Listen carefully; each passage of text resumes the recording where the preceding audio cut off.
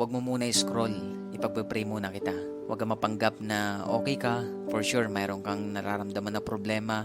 Mayroon kang nararanasan na pagsubok sa buhay mo ngayon. Kaya hayaan mo ipag-pray kita sa oras na ito. Let's pray. Father God in heaven, in the name of Jesus, with the power of the Holy Spirit, Panginoon, salamat po sa mga oras na ito kasama po ang aking kapatid na nasa kabilang screen, Panginoon. Lord, hindi po aksidente na nandito siya. Hindi aksidente, Panginoon, na pinapanalangin ko siya sa oras na ito. Huwag mo hayaan na magpanggap siya na okay lang siya, Panginoon, kahit may problema siya, kahit may mga dinaramdam siya, Panginoon. Alam mo po yung mga bagay na yan na hindi nagpapa-okay sa kanya, yung mga bagay na nagpapabigat sa kanya. Na nakikita mo lahat yan, Panginoon. Kahit hindi niya sabihin, Panginoon, kahit hindi niya, Lord, i-share yan sa iba, nakikita mo yan, Panginoon. Alam mo kung paano siya nahihirapan. Alam mo kung paano siya nabibigatan sa lahat ng mga problema na yan, Panginoon. Kaya naman, Lord, akin po siyang pinagkakatiwala sa inyo.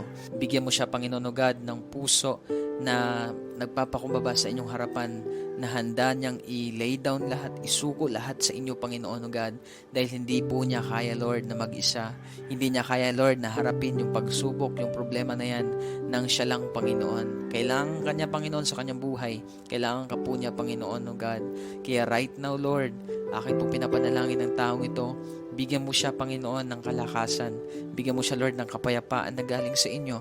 Bigyan mo siya, Panginoon o God, ng pananampalataya. Dagdagan mo ang kanyang pananampalataya sa inyo, Panginoon, na lahat ng bagay ay kaya mong gawin. Na sabi niya sarili niya, Panginoon, ang hirap ng mga pinagdadaanan ko ngayon, ang tindi ng pagsubok ko ngayon, kaya ko pa kaya? Panginoon, tinanong niya sa sarili niya, ito, Lord God, kaya ko pa kaya itong harapin? Hanggang kailan kaya itong pagsubok, itong problema na to? Right now, Lord, ipakita mo sa kanya na ikaw ang Diyos na tapat. Ikaw ang Diyos, Lord God, na dakila, makapangyarihan. Panginoon, minsan mo pa siyang yakapin, Lord God. Tulungan, Panginoon, sa kanya pong pinagdadaanan ngayon.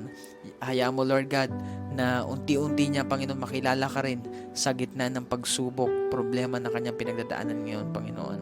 Lord, pinagkakatiwala ko siya sa inyo. I speak, Lord God, blessings. I speak strength. I speak peace, Lord God. I speak, Lord God, faith, Panginoon. I speak, Lord God, courage, Panginoon, sa kanya pong puso in the mighty name of Jesus.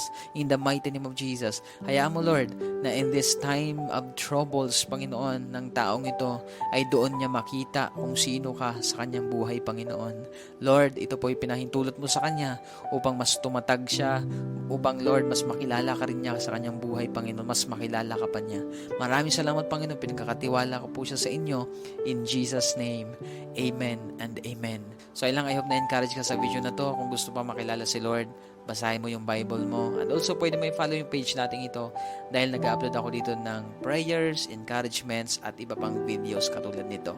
Maraming salamat. Always remember that Jesus loves you. God bless.